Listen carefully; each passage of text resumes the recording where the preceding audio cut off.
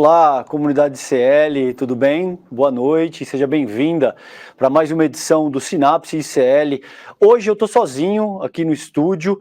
A Rô Garcia, nossa querida Roberta Garcia, não estava se sentindo muito bem, então ela precisou de um tempinho para descansar, para se recuperar.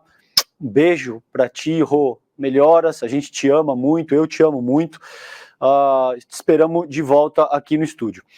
Gente, começar o programa de hoje não poderia ser diferente com o julgamento que aconteceu aí ao longo do dia, considerando os golpistas bolsonaristas que invadiram e tô parecendo o Sérgio Moro, depredaram o Congresso Nacional e agora estão arcando com as consequências do que os seus atos produziram. O primeiro, gente, foi o Aécio Lúcio Costa Pereira. Foi condenado a 17 anos de prisão, foi a primeira pessoa que foi condenada, e em seguida o Tiago de Assis Matar, foi condenado a 14 anos de prisão. Isso é muito importante, meu povo, pelo seguinte, é uma data histórica que traz o Brasil de volta para sua constitucionalidade. Isso é muito importante porque essa dosimetria de pena tem um recado bastante pedagógico para todos os efeitos e, em ampla medida, é para isso que o nosso ordenamento jurídico serve, para pacificar a sociedade, para que essas pessoas, principalmente que tiveram uma atuação alinhada com o neofascismo brasileiro, entendam que eles não podem dar golpe ao bel prazer e que existem consequências. Então, a maior parte do STF votou alinhada por condenar essas pessoas. Você teve os votos ali, por exemplo, da Rosa Weber, que é a presidente, do Barroso, que é o vice, o Gilmar Mendes, que é o decano, a Carmen Lúcia, do Toffoli, do Fux, do Fachin, e do Alexandre de Moraes e do Zanin, relativamente alinhados, alguma pequena divergência ali no que diz respeito à deliberação do mérito, mas em linhas gerais bastante alinhado, considerando uma pena dura e que, de fato, dá conta da gravidade dos crimes mais sérios que remetem à formação de quadrilha, tentativa de abolição do Estado Democrático de Direito, enfim. E você teve André Mendonça e Cássio Nunes Marques dando conta de que seriam crimes mais leves, que seriam apenas correlatos, por exemplo, à destruição de patrimônio público, a dano qualificado, esse tipo de coisa. Prevalece, portanto, o entendimento que, a meu ver, faz todo sentido. Essas pessoas não estavam ali à toa, elas foram para o Distrito Federal com o objetivo principal de subverter o funcionamento da nossa democracia, e é por isso que elas estão arcando com essas consequências no dia de hoje. Esses foram os primeiros dois. Existem outros 230, são 232 iniciais, e a gente ainda tem os financiadores, os influenciadores digitais, as lideranças políticas. Isso é muito importante que a gente tenha a sociedade civil envolvida e cobrando que essas outras figuras também sejam punidas com o mesmo rigor que esses dois golpistas iniciais foram punidos, tá? Vamos ficar de olho nesse processo, é isso. E com isso eu vou chamar o nosso convidado de hoje, que é o Jones Manuel. Jones, um prazer, querido. O Jones Manuel é historiador, comunicador popular, um grande intelectual, uma pessoa que eu já tive o prazer de ter algumas conversas aí ao longo dos últimos anos. Querido, obrigado por aceitar o convite do Sinapse, é um prazer estar contigo hoje, Jones. Olá, César, boa noite para você, boa noite para todo o público do ICL, mandar um beijo, um abraço também para a Roberta, desejar melhoras, e o prazer é meu conversar essa noite e quinta-feira. Valeu, meu irmão. Obrigado, querido. Jones, vamos começar pela tua análise, considerando os eventos do dia de hoje, cara. Como é que você vê essa punição? É uma dosimetria bastante pesada, 17 anos de cadeia para esse primeiro golpista, 15 anos em regime fechado, de fato tem um efeito pedagógico e manda um recado que parece que a Corte Constitucional brasileira não está disposta a tolerar esse tipo de medida que visa subverter o funcionamento da nossa República. Como é que você avalia isso, Jones? Veja, César, uma parte da burguesia brasileira e da alta burocracia do Estado decidiu, ainda que tardiamente, diga-se de passagem, se insurgir contra o golpismo do Bolsonaro, né? Isso ficou muito materializado nas ações do Alexandre de Moraes, mas a gente não pode olhar só para isso isoladamente, né? Você pegar vários setores dos partidos ditos tradicionais da direita, como o PMDB ou o PSD, setores empresariais, da mídia burguesa, comercial, fizeram uma movimentação de dizer assim, Bolsonaro, você pode ser ultra, você pode ser fascistoide, mas golpe de Estado não. Eu acho que a gente vive um desdobramento desse processo político. Vários setores da classe dominante brasileira entenderam os riscos que foram colocados ali no 8 de janeiro e estão atuando para tentar fazer um efeito pedagógico. Esse termo, inclusive, foi usado pelo Alexandre de Moraes, né? Fazer um efeito pedagógico de dizer assim, há um limite aqui, o limite é a tentativa do golpe do Estado. Eu acho muito positivo pelo efeito que isso pode causar, a que se vê como isso vai ser digerido, mas pelo efeito que isso pode causar na massa bolsonarista, meio que militante, entre aspas, que ainda existe, ainda está por aí, está meio em baixa, né, do ponto de vista político, ideológico, mas não sumiu, e que talvez realmente tenha esse efeito pedagógico de desestimular tentativas de golpes de Estado, tentativas de ação, de quebra da institucionalidade burguesa no sentido reacionário, no sentido fascistoide. Então, acho positivo, acho bom. Evidentemente, enquanto comunista, eu tenho vários problemas com os limites desse combate liberal ao fascismo. Por exemplo, o partido fardado, os militares, enquanto instituição, estão absolvidos disso. Né?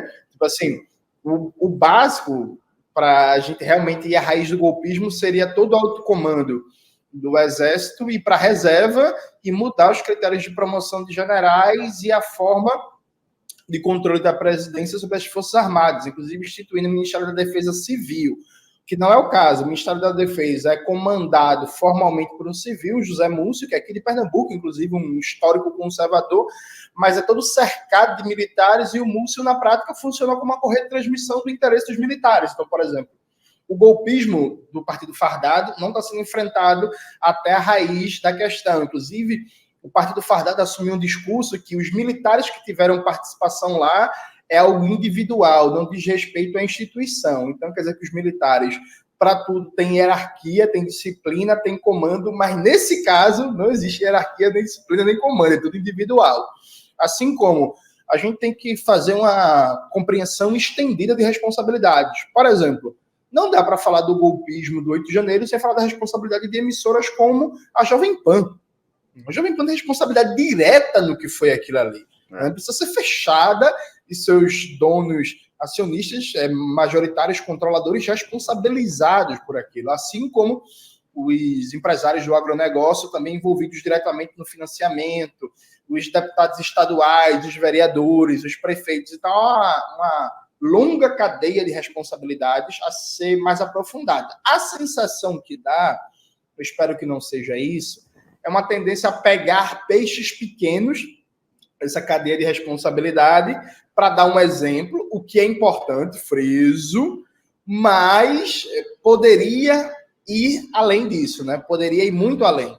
Oi, gente, a gente teve uma instabilidade aqui na região inteira da Vila Mariana, Jones, caiu a energia aqui, eu não sei se por conta das fortes chuvas em São Paulo, a gente está retomando aqui via no break, e eu estou acessando aqui via StreamYard para a gente continuar o papo com o Jones Manuel. Jones, quando caiu a energia aqui na região, você estava dando conta, a gente estava discutindo um pouco esses processos, né? Do julgamento dos golpistas, e eu estava te perguntando se você acredita que essa punição que a gente viu hoje na casa de 17 anos aí, uma dosimetria bastante pesada, se isso vai se aplicar também para essas outras figuras centrais, para esses golpistas, por exemplo, generais militares, influenciadores digitais, essas mídias, você até citou o caso da própria Jovem Pan, financiadores. Como é que você sente essa questão? Você estava discorrendo acerca disso quando caiu a energia. Por favor, querido. Perfeito, César. Tá me ouvindo bem? Estou te ouvindo bem e te vendo bem, querido. Pronto, então, Como eu estava dizendo, eu acho que a gente enquanto esquerda como um todo, né, pensando assim, acho que a gente cometeu um erro, que foi deixar isso muito a cargo do Congresso, do STF, das instituições, né? A gente viu, na posse do Lula, muita força nos gritos do sem anistia, né? Uma expressão muito forte vindo da massa que estava ali, trabalhadora, juventude, movimentos sociais, pedindo sem anistia. E depois do golpe do 8 de janeiro, também a gente conseguiu ter, a tentativa de golpe do 8 de janeiro, a gente conseguiu ter também movimentos no Brasil inteiro, reforçando-se a anistia, a punição para os golpistas e por aí vai. Dia 9 de janeiro era meu aniversário, eu estava lá no centro de Recife no protesto também. Só que aí, por uma série de questões, eu acho que isso ficou muito a cargo da institucionalidade. E aí, veja, há uma tendência natural nas instituições de não irem atrás de figuras economicamente poderosas ou figuras relevantes dentro da burocracia do Estado burguês, né, como generais. Então, acho que isso precisaria de muito mais peso de massas. E aí a gente deu várias demonstrações de fraqueza. Por exemplo, as ações de descomemoração do golpe empresarial militar de 64, esse ano, foram ridiculamente fracas. Assim, famoso deu quase ninguém na rua, percebe? Então, acho que quando a gente deixa a cargo do STF, o pessoal brinca do Xandão, né, o Lex Luthor e não sei o quê. Não, perfeito, gente. Agora, veja, o Alexandre de Moraes é um conservador. É um conservador que está contra o golpe de Estado, é um conservador que está tendo um protagonismo político e jurídico desses processos de enfrentamento, algumas expressões do bolsonarismo, tranquilo, mas é uma figura conservadora. Gilmar Mendes, idem. Gilmar Mendes, inclusive, é um grande latifundiário, né? Um empresário importante do ramo da educação privada. Dentro de uma categorização clássica marxista, um burguês, um proprietário dos meios de produção, né? Manda em metade do estado dele. Então, a gente não pode deixar a cargo dessas figuras a liderança de um processo. Então, acho que a gente falha coletivamente enquanto esquerda, e aqui eu coloco todo mundo num bolo, inclusive meu campo político comunista, de a gente parece que, não, o Xandão vai resolver, terceirizou a responsabilidade, percebe? E eu acho que sem sinergia de movimento de rua, sem sinergia de pressão popular, deixando a cargo só da dinâmica institucional, a tendência são esses peixes grandes, por assim dizer, não serem pegos nessa malha de enfrentamento ao golpismo, né? Acho que vai ficar muito mais na raia miúda, o que frisa, é importante. Mas aí seria fundamental não só pegar a raia miúda, pegar os mandantes, os articuladores, né? Aquelas pessoas que têm realmente o poder econômico para coordenar no Brasil inteiro um movimento golpista de deslocamento para Brasília, né, gente? Porque, assim, é muito ônibus, é muito dinheiro. Aqueles acampamentos, por exemplo, aquilo ali tem uma infraestrutura impressionante, né? Um abastecimento de comida, de barracas e banheiro químico, e sabe, um negócio bem organizado, um negócio bem financiado, um negócio que para se manter o tempo que se manteve, vários alguéms gastaram muitos milhares de reais, né? Quiçá milhões, né? Então, assim, seria fundamental nesse processo que as investigações e punições chegassem até essas pessoas, né? Claro. Jones, e você é um cara que fala muito da Revolução Brasileira, eu sei que você tem essa bandeira política no cerne da tua atuação. Conta um pouquinho para as pessoas que nos assistem nesse momento, o que você entende ser a Revolução Brasileira e quais são as etapas que você acha que são fundamentais para que a gente alcance esse processo. Perfeito, César. Eu costumo brincar falando sério, que a Revolução Brasileira é a gente dar um encaminhamento concreto para os problemas do nosso país. Por exemplo, o Brasil nunca fez uma reforma agrária, né? Isso quem fala não sou eu, João Pedro Stedley, se eu pegar as entrevistas dele, né? Algumas políticas de distribuição de terras, de assentamentos, não é reforma agrária. O Brasil nunca fez uma reforma agrária. O Brasil nunca erradicou o analfabetismo. O Brasil nunca universalizou o acesso à água potável e ao saneamento básico. O Brasil nunca acabou o déficit de moradia. O Brasil nunca erradicou de maneira consistente o desemprego e vários problemas que a gente vive, né, na realidade do nosso país enquanto classe trabalhadora. Isso nunca aconteceu, não é porque os governos são incompetentes, ou porque tem muita corrupção, ou porque tem patrimonialismo, ou qualquer coisa dessa. Isso nunca aconteceu porque a gente é um país de capitalismo dependente, né? Nós temos uma posição subordinada na divisão internacional do trabalho. Então, não é só que nós somos um país capitalista, como é praticamente todo mundo. É que dentro da constelação de países capitalistas, nós somos um país dependente, subordinado, que vive de transferir riqueza para fora e que não tem uma verdadeira autonomia e soberania nacional, né? Sendo a nossa classe dominante subordinada aos monopólios estrangeiros. De tal sorte que pensar a Revolução Brasileira é pensar um processo de transformação do poder político que a gente consiga superar a dependência, o subdesenvolvimento e organizar o Brasil para a classe trabalhadora, organizar a economia, o poder político, a dinâmica institucional, a cultura, a educação, a saúde, a produção energética, a produção agrária para as necessidades da classe trabalhadora, superando os dramas históricos que vivem no nosso povo, né? Isso é muito visível, César, a partir de vários aspectos. Por exemplo, o Brasil é um país petroleiro. O que é que isso significa? O Brasil tem reservas suficientes, abundantes de petróleo. Nós somos autossuficientes em petróleo. A despeito disso, o preço dos combustíveis do Brasil não é baixo, não é baixo. Nós continuamos importando derivados de petróleo, né? E a renda petroleira não significa benefícios substantivos para a classe trabalhadora. Pelo contrário, né? A Petrobras segue no papel, ainda que um pouquinho atenuada, mas segue no papel que eu gosto de chamar de vaca leiteira do mercado privado. Ela distribui por ano mais de 100 bilhões de dividendos para os acionistas privados, boa parte deles, inclusive, estrangeiros, né? Transferindo riqueza para fora. Então, a gente tem muito petróleo no Brasil, só que a exploração desse petróleo não é organizada em benefício da soberania nacional brasileira e do povo trabalhador desse país. Um exemplo, inclusive, que eu sempre tento chamar a atenção, porque eu acho pouco comentado, né? Porque acaba que o norte do Brasil tem menos visibilidade.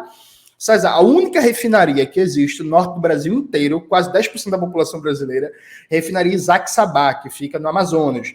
A Isaac Sabá foi privatizada em dezembro de 2022, durante o final do governo Bolsonaro. Então, a política de preços da Petrobras, toda a população do norte do Brasil está excluída dela. Então, você tem quase 10% da população brasileira que depende única e exclusivamente de um grupo privado, né, para definir a política de abastecimento de combustível da região e o preço desse combustível. E aí, detalhe, esse grupo, o Atem Group, né, que comprou a refinaria Isaac Sabá, ele conseguiu uma liminar muito estranha que permitiu que ele passasse 5 anos sem pagar os impostos estaduais. Essa liminar rendeu ao grupo de lucro, né, por impostos não pagos, quase R$1 bilhão, e esse valor é basicamente o valor usado para comprar a refinaria Isaac Sabá. Então, eles compraram a refinaria com dinheiro não pago de impostos numa liminar que ninguém explica. Percebe? Então, esse tipo de realidade, ela só se enfrenta com a transformação radical do poder político, com a gente entender que nas mãos da classe dominante, nas mãos da burguesia, hoje em dia o povo gosta de chamar de Faria Lima, né? Nas mãos desse povo, o Brasil pode até melhorar um pouquinho aqui, melhorar um pouquinho ali, tem um avanço de uma política pública aqui, um avanço de uma política pública ali, mas os problemas reais do Brasil, toda a potencialidade que a gente tem enquanto país, nunca vai ser realizado quando a gente não fizer uma transformação radical do poder político. Muito bom, Jones.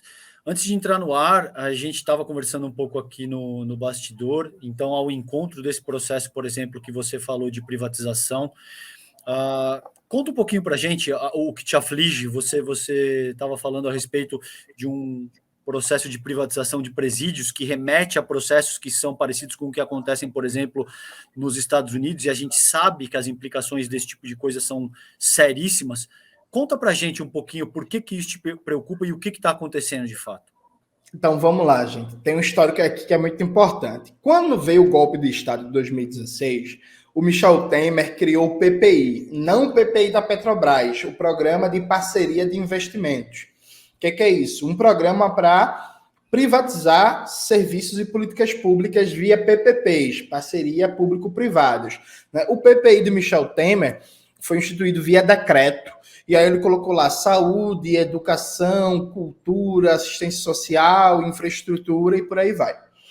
Pois bem, no começo do ano, em abril, o governo Lula estava viajando na época, o Alckmin era presidente em exercício, editando um decreto do Temer, colocando segurança pública e presídios nesse programa, nesse PPI, que não foi fechado, gente.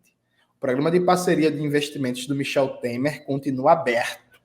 Acho importante a gente se atentar para isso.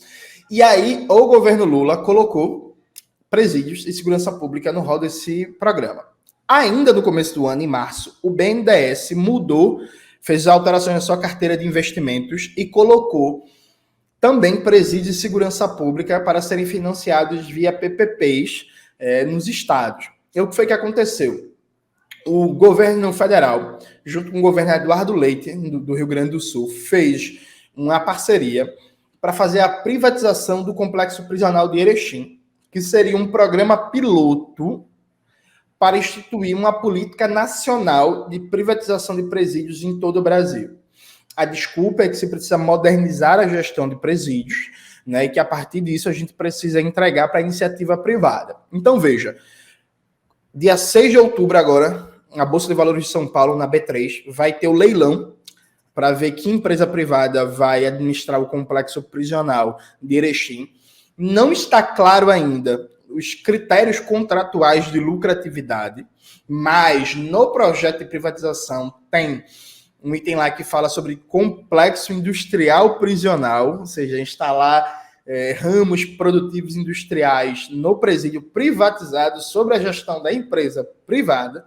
O governador de Santa Catarina já sinalizou interesse em aderir ao projeto, o governo do Paraná, do Ratinho Júnior, também, o governo do Rio de Janeiro também. Então, veja, e inclusive isso com apoio do Ministério da Justiça do senhor Flávio Dino, viu?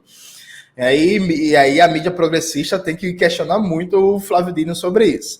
Há um processo de resistência ainda tímida dentro do governo Lula. Por exemplo, acho que umas 4 semanas atrás, um grupo de defensores e defensoras dos direitos humanos, Movimento Negro, se reuniu com o ministro Silvio Almeida, questionando o apoio do governo federal a esse tipo de política. Isso acabou não saindo, César, na maioria dos sites de mídia progressista, mas veja, o Brasil hoje, gente, tem mais de 800 mil presos, né? Desses 800 mil presos, você tem cerca de 30% que estão encarcerados, nem sequer passaram por julgamento, né? Estão em prisões provisórias, o que deveria ser ilegal.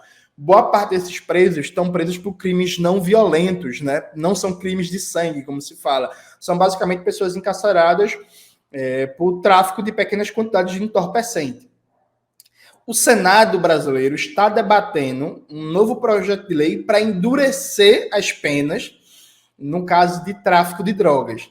Então, quer se aumentar ainda mais o encarceramento em massa por causa da ideologia da guerra às drogas. Então, perceba o perigo que a gente está aqui, o caos perfeito.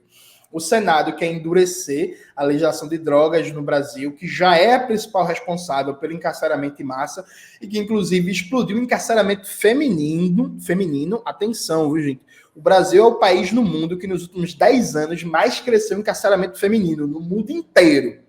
No mundo inteiro, por causa da nova lei de drogas de 2006, que foi, inclusive, sancionada, lamentavelmente, pelo presidente Lula, e que agora o governo federal, o governo Lula, veja, gente, não é o Congresso, não é o Senado, assim, não é o STF, o governo Lula decidiu apoiar a iniciativa de privatização de presídios.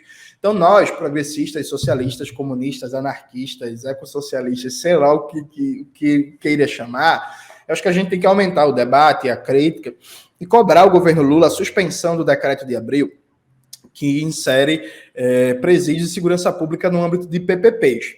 Inclusive, acabar o próprio programa de parceria de investimento do Michel Temer, né, gente? Porque, assim, não faz sentido isso continuar. Porque, veja, eu não acho aceitável privatização para nenhuma política pública estratégica para a dignidade humana, né? Privatização de saúde, de educação, de cultura, de assistência social e tal. Para mim, tudo isso deveria estar totalmente fora de qualquer âmbito de privatização. Inclusive, César, o BNDES tem até um negócio chamado PPP das florestas, que é uma aberração, que é entregar parques e reservas ecológicas para a iniciativa privada gerir e com critérios de reflorestamento, que nesses critérios aceita até plantação de eucalipto, como se fosse reflorestamento. Assim, é uma coisa absurda, né? Mas veja, se privatização de qualquer política pública já é um absurdo, de presídio, assim, é o suprassumo, é o auge do neoliberalismo. É você dizer assim, uma coisa que não deveria deixar ninguém feliz, que é encarcerar pessoas. Não, tranquilo, a gente pode debater como é necessário na sociedade capitalista, ter presídios e tal, perfeito. Mas assim, fazer disso uma fonte de lucro, fazer disso um elemento para gerar lucro para o mercado privado, é assim, um absurdo gigantesco. E não precisa ser um grande sociólogo ou teórico para imaginar a consequência disso. Claro. Isso vai gerar cada vez mais lobby para aumentar o encarceramento em massa, para endurecer legislações penais, para gerar uma clientela cada vez maior para o sistema prisional, já que esse sistema prisional vai ser uma fonte direta de lucro. Então, dia 6 de outubro vai ter esse leilão na B3. E eu acho que é indispensável que todo mundo que se considera de esquerda, progressista, socialista, no mínimo, organize um protesto na B3. Nós, os comunistas, aí estamos começando a trabalhar nisso. Então vamos todo mundo chegar junto e começar a debater e pressionar o governo Lula para que suspenda esse decreto de abril, que eu não vou lembrar o número agora, mas tem um vídeo no meu canal, né, sobre neoliberalismo e produção de presídios, que eu analiso em detalhes tudo que foi colocado, porque, assim, a gente não pode fazer com que isso passe em silêncio. O Brasil já tem um problema de encarceramento em massa, mas a gente ainda não tem um problema dos Estados Unidos, que é a privatização em massa de presídios. A gente está falando de criação de um problema novo. Assim, a gente não precisa de novos problemas, porque a gente já tem problemas demais, né? Ótimo ponto. Então, aí, só que a gente tem mais de 5 mil pessoas assistindo nesse momento. Concordo com gênero, número e grau de tudo que foi dito. A gente precisa se engajar nessa luta.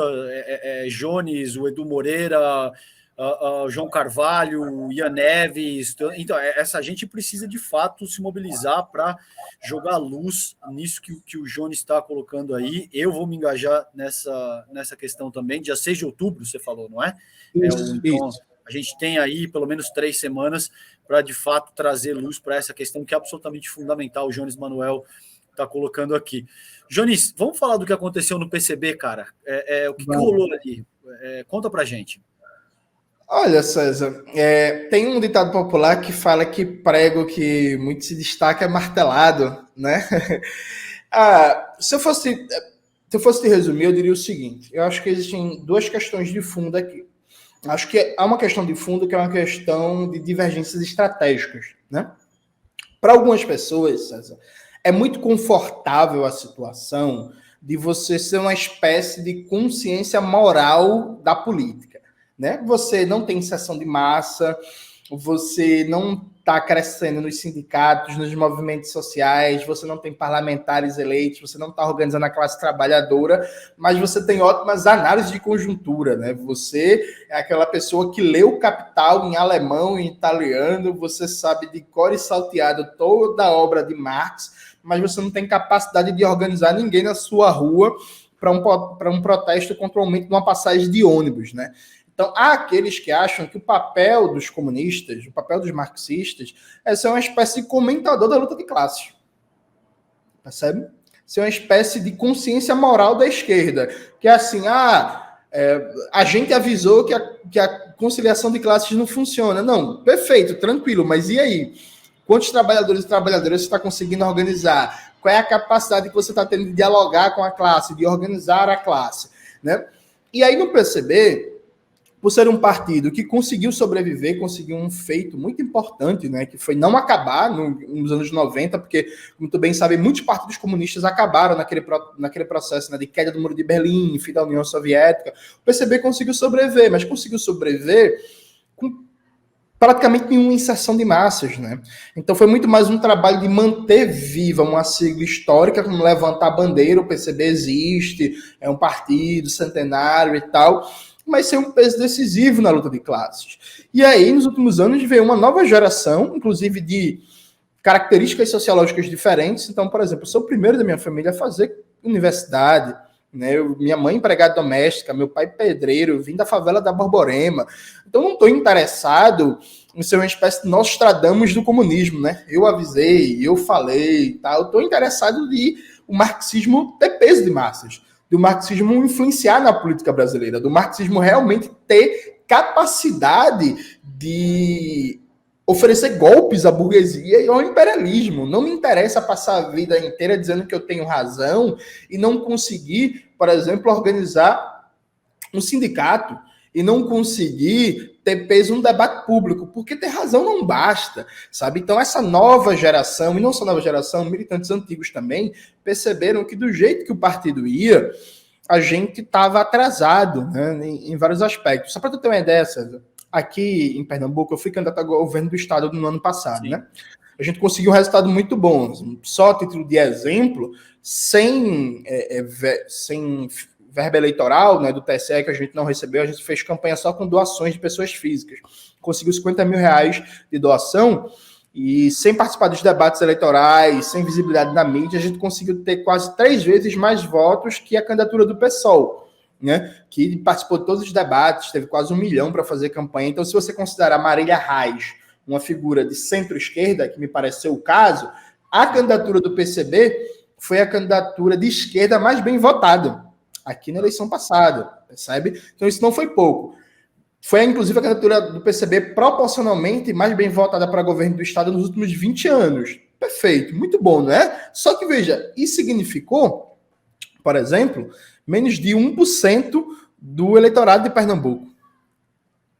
Então, assim, eu não fico feliz com isso, eu não comemoro isso, sabe? Porque é pouco. A gente está falando de um país de 210 milhões de habitantes. O marxismo não é um elemento teórico e político de peso de massas. Então, a grande divergência aqui, no âmbito do PCB, eram aqueles que estão muito felizes com essa coisa meio academicista de ficar se achando dono da razão, de ficar aqui esperando, nós temos razão, um dia as massas vão ver, e aqueles e aquelas que querem profissionalizar o partido, melhorar seu trabalho de massas, sua inserção, capacidade de disputar os movimentos da classe trabalhadora, melhorar a agitação em propaganda, ter realmente uma estratégia revolucionária que tenha consequência e repercussão no seio da classe, né? Porque, friso, ter razão não basta. A gente pode ter o conhecimento acumulado que for, se esse conhecimento não circula no seio da classe trabalhadora, ele é inútil para quem é marxista, né? Porque já o jovem Marx dizia que as ideias se tornam perigosas quando alcançam as massas trabalhadoras.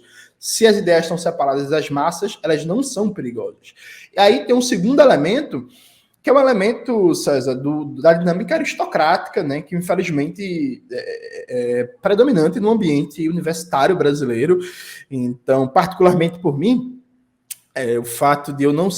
Veja, eu tenho mestrado, né? Tenho mestrado, publico livros, já debati com um dos mais prestigiados acadêmicos brasileiros, tenho um livro junto com Christian Dunker, já debati com Safatli, com a professora Vera Malaguti, mas não sou acadêmico, não quis ser, decidi fazer a minha produção teórica por outros caminhos. Então não sou acadêmico, não tenho doutorado, sou negro, da periferia de Recife, estou aqui no Nordeste.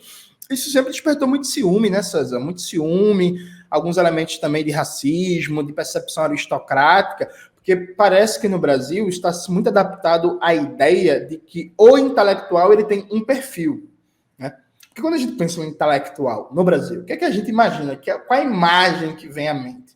A imagem que vem à mente é, por exemplo, o Caio Prado Júnior, que é de uma família quatrocentona, né, que ficou rico com o tráfico de pessoas escravizadas e plantação de café, né, um intelectual paulista, homem, branco, com aquele terninho e tal.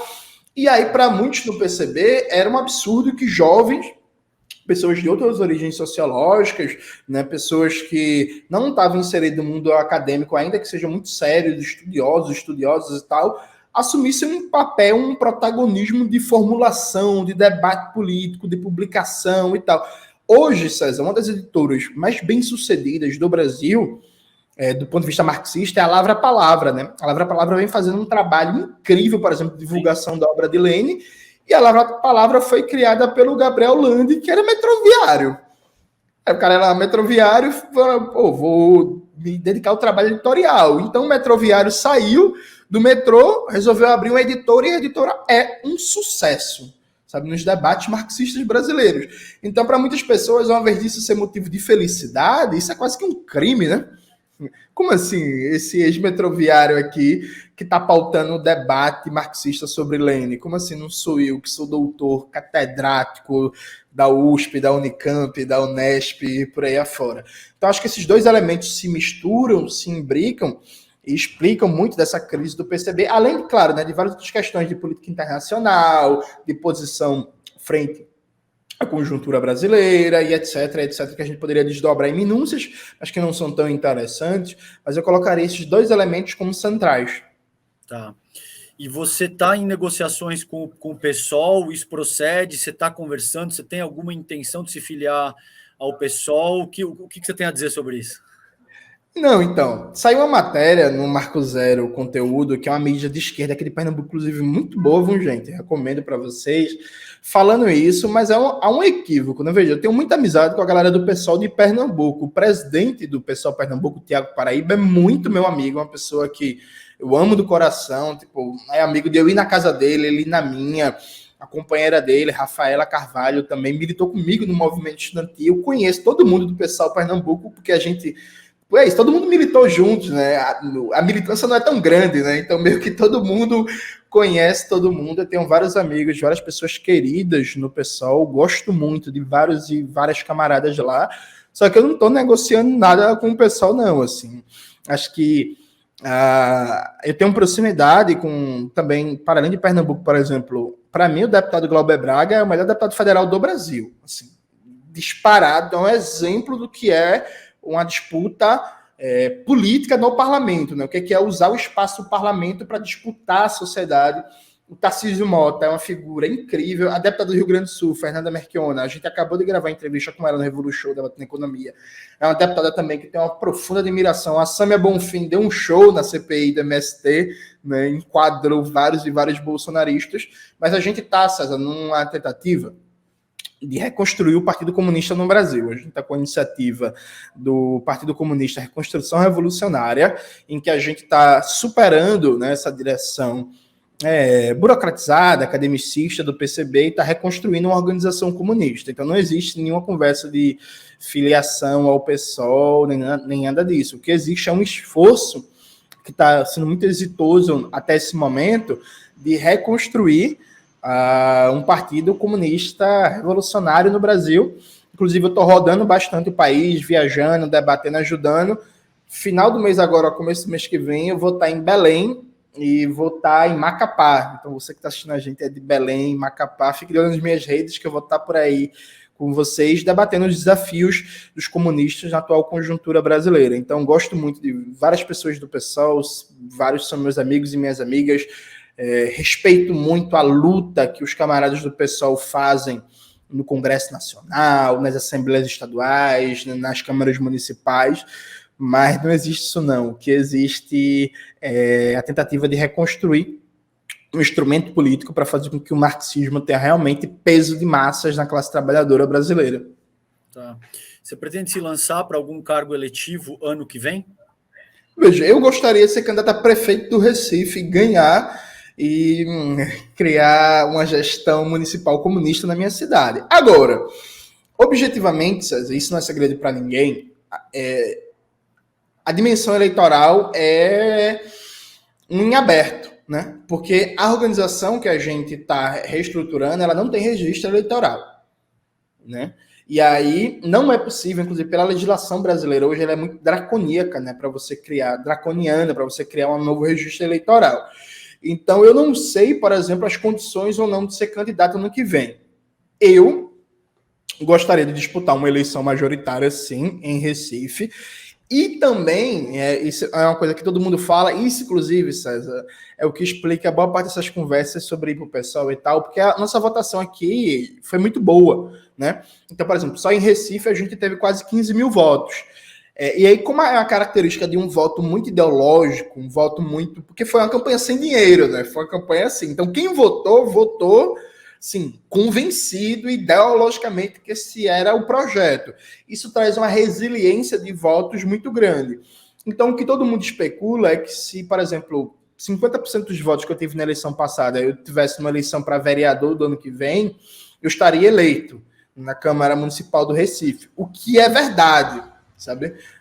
Então, assim, se eu fosse candidato a vereador, as chances de vitória seriam muito grandes, e se eu fosse candidato a prefeito, eu acho que a gente conseguiria fazer uma campanha que seria de muito peso, de muito impacto político no país. Só que, do ponto de vista do instrumento eleitoral, isso é uma incógnita. Então, a gente vai fazer os debates coletivos, vai ter o nosso congresso ano que vem, que a gente vai arrumar uma solução para isso. Não sabe. Eu gostaria, sim, de cumprir a tarefa eleitoral, porque eu fui candidato ano passado.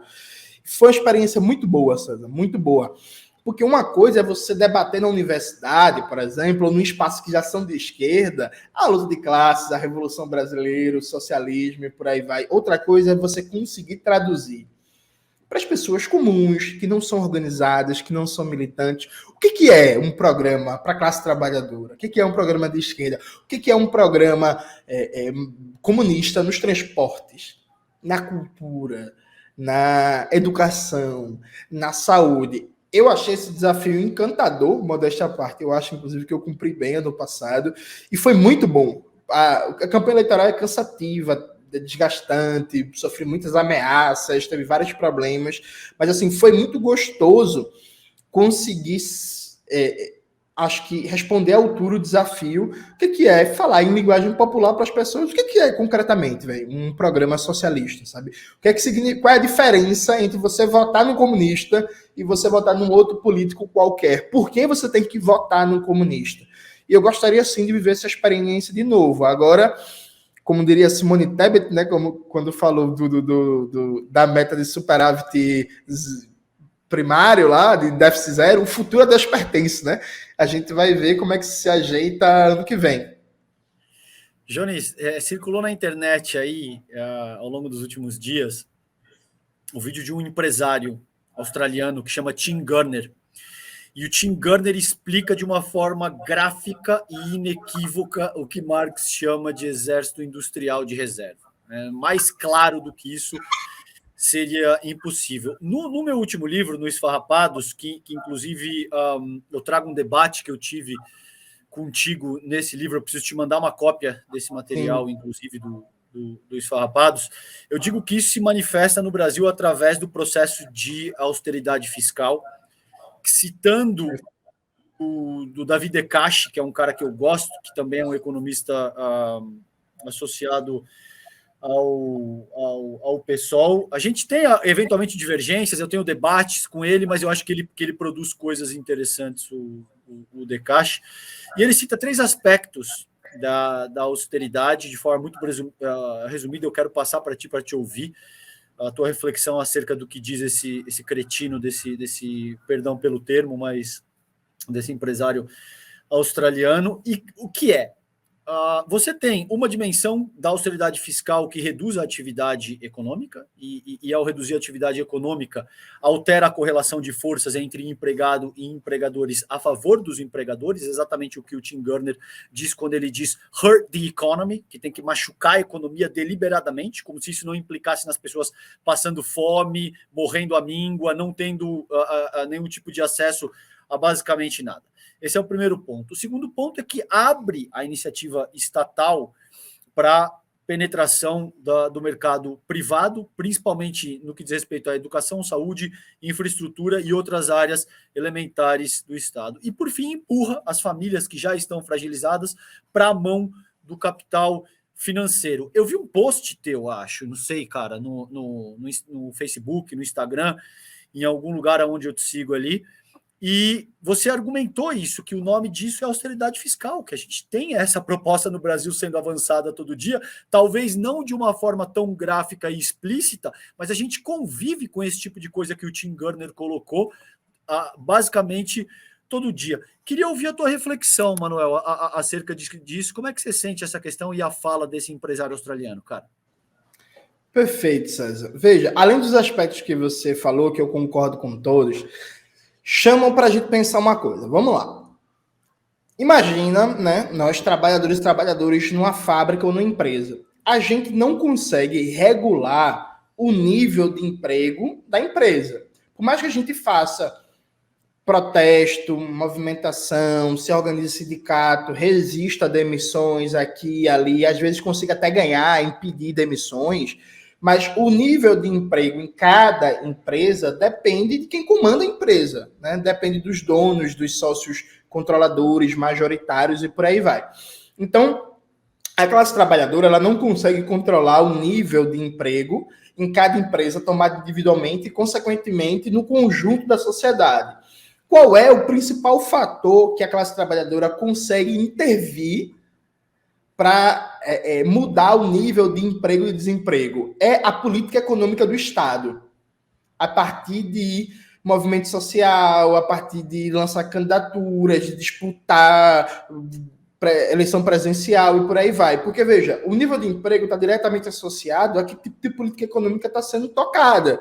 Então, por exemplo, se você elege um governo que tem como prioridade, eu quero combater o desemprego, eu quero fortalecer o salário mínimo, eu quero gerar mais oportunidades, e esse governo, por exemplo, investe na geração de empregos, isso vai afetar o nível de emprego na sociedade como um todo, percebe? Quando a burguesia, seus intelectuais, a mídia dita especializada em economia, quando ela fica fazendo uma campanha permanente, criminalizando o Estado, criminalizando o investimento público, chamando por austeridade, dizendo que tem que ter disciplina fiscal, dizendo que tem que ter corte de despesas públicas, o que ela está fazendo é buscando combater a alternativa que está mais no imediato da classe trabalhadora para intervir no nível de desemprego de uma sociedade. Porque a partir do momento que você consegue criar um consenso que investimento público é ruim, que a ação do Estado na economia é ruim, você faz com que a principal alavanca que a classe trabalhadora tem no capitalismo para mudar a taxa de desemprego seja perdida. Então fica cada um por si e Deus por todos. Então você vai fazer uma luta no nível micro ali, no nível da fábrica, da empresa, e da firma e tal, mas isso não é alterado no plano nacional. Então tem uma parte da fala desse bilionário quando ele fala assim: os governos do mundo inteiro já estão nesse caminho. Quando ele fala isso, gente, ele está falando que os governos do mundo inteiro já estão adotando políticas de austeridade. Porque, veja, investimento público não gera necessariamente inflação. Isso é uma mentira que contaram para todo mundo e que contam todo dia. Investimento público também não gera necessariamente crescimento da dívida, e crescimento da dívida pública não é necessariamente ruim. Assim como o déficit público também não é necessariamente ruim, porque o Estado tem uma dinâmica econômica diferente de uma economia doméstica. O Estado, sim, pode gastar mais do que arrecada. E aí tem várias questões de teoria econômica que a gente pode debater o como, a temporalidade disso, mas veja, se cria todo um discurso, toda uma mitologia que é para criminalizar o investimento público. Então hoje, César, eu vi uma coisa que é muito chamativo disso, que é assim: a refinaria Abreu e Lima, da Petrobras, aqui em Pernambuco, é a refinaria mais moderna do Brasil. Ela foi quase que destruída durante a Lava Jato, né? A Lava Jato pegou pesado na criminalização da refinaria Abreu e Lima. Inclusive, o governo Bolsonaro queria privatizar e não conseguiu. Então, o governo Lula tomou a decisão acertada de concluir todo o processo de modernização da refinaria e colocar ela para funcionar com 100% da sua capacidade. Então, anunciou um investimento de 6 bilhões.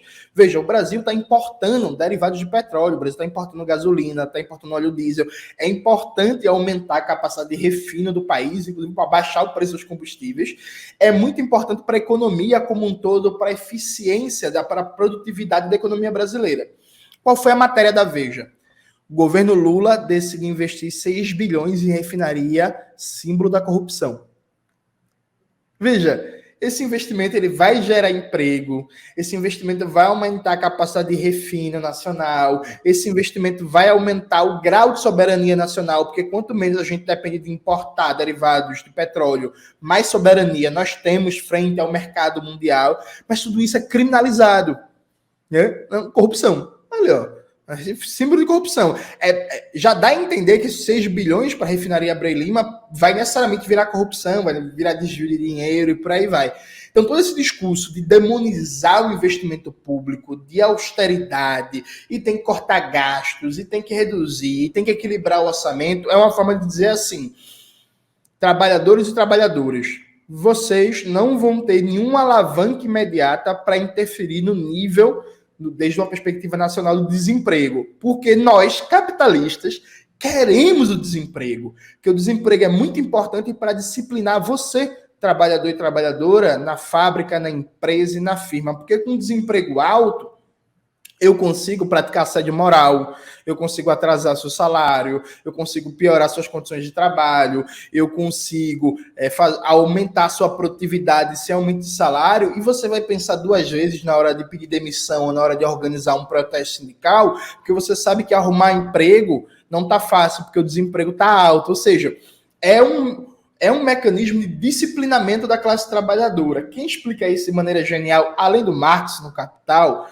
mas vamos recomendar um textozinho menor também, é o texto do Michael Kalec, Aspectos Políticos do Pleno Emprego.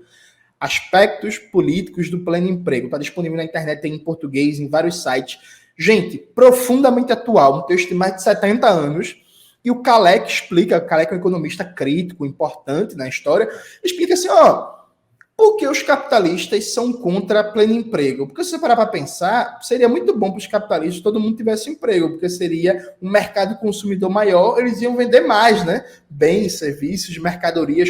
Mas o Kalec explica que o capitalismo precisa do desemprego para disciplinar a classe trabalhadora, porque uma situação permanente de baixo desemprego aumenta o poder de barganha da classe trabalhadora, e aumentando esse poder de barganha, os capitalistas perdem controle político. Então, na hora de pensar, é melhor ter mais lucro, aumentando, por exemplo, o mercado consumidor com mais emprego, com mais salário, com mais renda, ou é melhor manter o controle político sobre a classe trabalhadora? Eles não têm dúvida, eles preferem aumentar o controle político, então deixa o desemprego alto mesmo, deixa o mercado consumidor mais baixo, e a gente vai brigando aqui na concorrência e tal, mas o desemprego, ele é indispensável para o capitalismo, para manter o controle sobre nossa classe, né? Muito bom. Cara, no começo da tua fala, a gente está entrando nos 5 minutinhos finais aqui. Eu aproveito para explicar que a gente teve um problema de luz para as pessoas que entraram agora. A gente teve um problema de luz aqui no bairro da Vila Mariana inteiro, então a gente demorou algum tempo até se reorganizar, por isso eu estou esticando um pouquinho mais o programa com o Jones. Já deixo o convite para você voltar também, para a gente conduzir a entrevista com a Roberta. A Roberta, para quem perguntou também, teve um problema de saúde, está se recuperando, deve estar de volta no estúdio entre amanhã e segunda-feira. Então a gente vai trazer o Jones de volta para fazer a entrevista sob condições normais. Mas no começo da tua fala, você pontuou um aspecto que eu acho absolutamente fundamental, que é a posição do Brasil na semiperiferia do capitalismo global e o quanto existe uma diferença muito fundamental entre os países que estão no cerne do capitalismo e os países que estão na semiperiferia ou mais à periferia ainda do capitalismo global. A gente viu uma questão, e aí eu quero a tua reflexão acerca disso, acerca do TPI, tá? Essa semana que circulou, porque muita gente criticou a fala do Lula, dizendo que caso o Putin viesse para o Brasil, ele não seria preso, e aí salientaram que o Brasil ratifica o Estatuto de Roma, que é, de muitas maneiras, um estatuto que foi selado ali em 1998, com aquele o desmonte do campo soviético, tinha acabado de acontecer no começo daquela década, e era um mundo, em termos de governança global, bastante unilateral, e no qual os Estados Unidos davam as cartas de maneira hegemônica. Esse mundo mudou e está mudando atualmente. Como é que você sente essa questão de política externa, Jones? Você acha que é o caso o Dino, por exemplo, disse isso, que a gente poderia repensar a ratificação ao Estatuto de Roma, talvez o Brasil não fosse mais signatário do Tribunal Penal Internacional. Eu quero a tua reflexão, cara, a respeito disso. Como é que você sente essa questão? Vamos lá, César. Primeiro, assim, China, Estados Unidos e Rússia não ratificam o TPI. Eu acho que isso acaba o debate. As duas maiores economias do mundo estão fora disso. E a Rússia, que é a maior potência atômica, junto com os Estados Unidos. Ou seja, é um tribunal que em si tem a sua soberania, aliás, sua soberania não, sua funcionalidade já anulada, porque, inclusive, como diria o Plínio de Arruda Sampaio, o país que mais viola direitos humanos no mundo é os Estados Unidos. Né? Empiricamente, né, Manuel? Isso não é nem que eu acho porque eu estou à esquerda ou à direita no espectro político ideológico. Empiricamente, isso é um fato. Exato. Então, um país que tem bases militares pelo mundo inteiro, que está hoje, nesse momento, enquanto a gente está conversando, os Estados Unidos estão simultaneamente operando mais de 100 intervenções militares no mundo, sabe? Os Estados Unidos não estão nesse tribunal, então a gente não tem razão para estar nisso.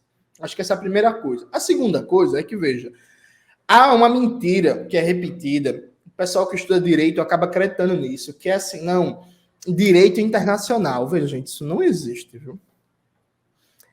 Isso não existe. O mundo é regulado pela força. Acho uma pena, sabe? Eu gostaria muito que a gente realmente, que o sonho do Immanuel Kant e da paz perpétua fosse realizado e que a gente tivesse um mundo de soluções pacíficas e negociadas dos conflitos, que a gente tivesse um fórum mundial realmente democrático, mas isso não existe. A gente vive num mundo imperialista, que tem uma única superpotência mundial, que é os Estados Unidos, que se arroga o direito de passar por cima do Conselho de Segurança da ONU, de mentir dizendo que tem arma de destruição em massa no Iraque, invadiu o Iraque, e depois não tem as armas, e acabou, e nada acontece, ninguém é preso, de invadir o Afeganistão dizendo que o Osama estava lá, e o Osama não estava lá. Hoje, César, saiu uma matéria na Folha de São Paulo dizendo assim, se a Líbia não vivesse um caos político, os efeitos lá do terremoto não seriam tão grandes. Não, mas a Líbia vive um caos político, a Líbia era o país com o maior IDH de África. Mas aí, um belo dia, os Estados Unidos e a União Europeia decidiram invadir o país, financiaram grupos extremistas, bombardearam o país com a desculpa que Gaddafi estava reprimindo protestos e tinha matado 3 mil pessoas. Entraram na Líbia e mataram 300 mil, sabe? Tipo, acabaram, jogaram para a Idade da Pedra o país que tinha o melhor IDH de África e tinha o melhor acesso, inclusive, ao ensino superior, né? Número de pessoas por 100 mil habitantes com ensino superior. Destruíram a Líbia, percebe? Então, é um mundo violento, é um mundo baseado na força, é um mundo baseado em sanções. Os Estados Unidos, a gente nunca pode esquecer disso, né? A ONU teve uma postura, inclusive, correta de, durante a pandemia, recomendar a suspensão de todas as sanções econômicas e bloqueios como medida humanitária, porque a gente estava numa pandemia global. Sabe o que foi que o governo dos Estados Unidos fez? Não suspendeu, gente. Pelo contrário, intensificou as sanções. Então, durante uma pandemia global, a maior pandemia do século XXI, estavam os Estados Unidos apertando as sanções contra Cuba, contra o Irã, contra a Síria, contra o Iraque, contra a Coreia do Norte, contra a Venezuela e por aí vai. O Joseph Stiglitz, acho que é assim que pronuncia o sobrenome dele, ele participou de um estudo que mostrou que as sanções econômicas na Venezuela, nos últimos 5 anos, foram responsáveis direto pela morte de 40 mil pessoas. Sabe? Então é assim que funciona o sistema imperialista global. Então, veja, gente, a gente não pode cair na ilusão, não, porque o Brasil tem que respeitar a legislação internacional, o Brasil tem que atuar de acordo com o seu interesse nacional soberano, de acordo com o valor estratégico da integração latino-americana, porque, como diria um grande libertador, ou nos integramos, ou seremos, ou nos devorados pelo irmão do norte, né, pelos Estados Unidos, não, pelo valor estratégico da integração latino-americana, a busca de uma política externa sul-sul, né, que busca estabelecer cada vez mais relações com os países do Caribe, do Oriente Médio, de África, enfim, com os países subdesenvolvidos e dependentes, que o Brasil consiga estabelecer relações de igual para igual, e ter uma postura ativa e soberana, e não aceitar esse tipo de chantagem, porque, veja, gente, esse debate pautado pela mídia burguesa, na verdade, é uma forma de querer colocar o Brasil de joelhos para uma agenda que não interessa, gente. Veja, não nos interessa tomar lado na guerra da Ucrânia, ou a favor do Putin, ou a favor do Zelensky e tal. O que interessa, enquanto brasileiros, é defender o fim da OTAN, é defender uma solução pacífica e negociada para esse conflito, é defender o fim, a retirada de todas as bases militares dos Estados Unidos, da Europa Ocidental e da América Latina, é defender mudanças no Conselho de Segurança da ONU, é defender que se leve a sério, dentro das possibilidades que estão colocadas dentro do mundo imperialista, né, a mediação da ONU nos conflitos militares. Claro, tudo isso desde uma perspectiva de uma presidência que não é comunista. Eu, enquanto comunista, eu quero muito mais, né? Mas falando a nível de presidência do governo Lula, sabe? Então, veja, isso é um falso debate. Teve até gente inclusive, que até tem uma simpatia, mas gente falando assim, o Lula está protegendo o Putin, dizendo que o Putin não vai ser preso. Gente, isso não existe. Um líder de outro país vir no Brasil e aí ele ser preso porque um tribunal do qual a Rússia não faz parte vai dar uma ordem de prender porque o Brasil ratifica. Não, tudo bem, o Brasil ratifica, mas a decisão soberana de quem a gente vai ter relações na política externa é da presidência, é do Estado brasileiro, sabe? Não dá para a gente se submeter a isso. E se querem usar isso como instrumento de pressão, o Brasil deveria sair amanhã. Sabe? Muito tranquilamente, sair amanhã e deixa a mídia espernear, deixa gritar, porque veja, os Estados Unidos podem tudo, né, César? As pessoas esqueceram, porque a mídia burguesa não informa, que quando começou a guerra da Ucrânia, e aí os Estados Unidos não podiam mais ter acesso ao petróleo russo e ucraniano, sabe o que eles fizeram? Retomaram relações com a Venezuela. Então passaram 5 anos dizendo que a Venezuela era ditadura, que era o pior lugar do mundo, e que Maduro era o novo Hitler, e por aí vai. Aí quando vem a guerra, o preço do petróleo dispara, não dá para comprar petróleo da Rússia, no instante Maduro foi reabilitado. Eles se tornam pragmáticos. Então política externa é o interesse nacional em primeiro lugar, isso desde uma perspectiva, friso, da gestão do Estado Nacional. Né? Eu, enquanto comunista, tenho outros princípios, né, de internacionalismo proletário e tal, mas essa configuração do sistema interestatal, é interesse nacional em primeiro lugar, eles não têm pudor, não têm papas na língua. A Arábia Saudita, os Estados Unidos têm uma relação estratégica com a Arábia Saudita há muitas décadas. Agora a Arábia Saudita se aproximou da China, a mídia burguesa vai falar que é ditadura, que é uma monarquia, que tem trabalho escravo. Não, tudo isso é verdade, mas isso é verdade há mais de 70 anos. Mas enquanto era parceiro dos Estados Unidos, ninguém falava um ai. Ótimo, eu acho que essa dimensão de pensamento crítico, eu vou encerrar por aqui, mas antes eu quero compartilhar um dado contigo, que eu terminei essa semana de editar um livro que conta a história do processo de perseguição contra o Julian Assange. Só para você entender a natureza do que a gente está falando, por exemplo, você falou aí essa abordagem mais realista acerca do funcionamento, realista não no sentido literal do adjetivo, é uma linha das relações internacionais que vê o poder como foco central do processo de como as nações se relacionam e se organizam. E eu concordo contigo nessa medida. Eu entrevistei o pai do Julian Assange, Jones, que é o John Shipton, a semana retrasada aqui em São Paulo. E ele me disse o seguinte, que a divulgação dos telegramas diplomáticos do filho dele, do Julian Assange, demonstraram que, por exemplo, olha o tipo de coisa, meu caro, que eu vou te colocar aqui. Na fronteira do Paquistão com o Afeganistão, os Estados Unidos bombardeavam deliberadamente, eles escolhiam como alvo casamentos, porque é o início de uma nova vida, de uma comunidade, e todos os recursos daquela comunidade estão reunidos naquela ocasião para celebrar a formação daquele casal e de uma nova vida que começa, e funerais, Jones Manuel. Esses caras atacavam deliberadamente funerais e casamentos de uma forma deliberada. E aí tem um estudo da Brown University, não sou eu que estou dizendo, é uma instituição estadunidense, que te dá conta de dizer que só nos últimos 21 anos, não precisa ir tão lá atrás, só nos últimos 21 anos, os Estados Unidos destruíram 7 países e meio, deixaram 38 milhões de refugiados e mataram algo em torno de 4,5 e 4,7 milhões de pessoas. Então, veja que a gente não chama isso de holocausto estadunidense, entendeu? Quando o Leopoldo II corta a mão, por exemplo, de pessoas no Congo e matam 15, 20 milhões de pessoas, a gente não chama essas pessoas de genocidas ou de... Enfim, a conversa é longa, eu já vou organizar um outro convite, eu vou pedir para a nossa produção te chamar aqui, porque é sempre um prazer debater contigo, tem conversa para mais de hora, infelizmente por uma questão de tempo eu tenho que encerrar o debate contigo, mas é sempre um prazer, meu irmão, é sempre um prazer entrar em contato contigo, aprender contigo, tudo aquilo que você traz para a mesa e a qualidade do seu debate. Obrigado, Jones, pela conversa de hoje, e eu te espero em breve de volta ao Sinapse, cara. Prazer foi meu, César, sempre à disposição. Espero que na próxima estar aqui contando com a Roberta também. Mandar um abraço para todo o público do ICL, um abraço também para o Eduardo e tamo junto. Até a próxima. Valeu, meu irmão. Um abração. Fiquem bem, gente. Boa noite. Tchau, tchau.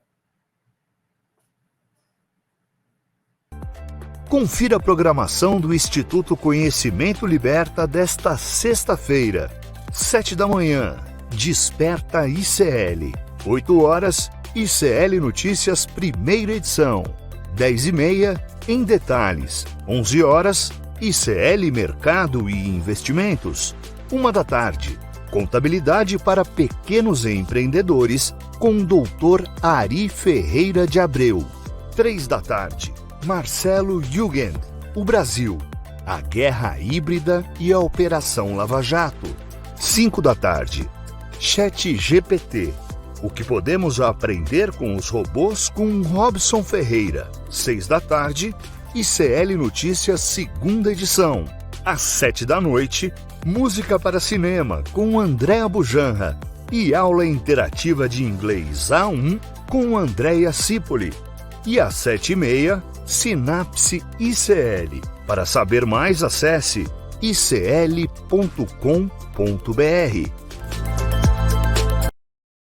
Eu tenho certeza que, em menor ou maior grau, você sofre com os problemas de estresse e ansiedade. E para aprender o que fazer nessas situações, a gente convidou o Monja Coen, uma das maiores lideranças espirituais do Brasil, para dar uma aula, uma palestra, no dia 28 de setembro, uma quinta-feira, às 8h, no horário de Brasília. Para você poder participar é super simples. É só clicar no link aqui em cima ou aqui embaixo. Em poucos segundos e gratuitamente, você vai estar inscrito. Se inscreve agora, chame seus amigos e amigas para participar também. Ninguém pode perder essa aula.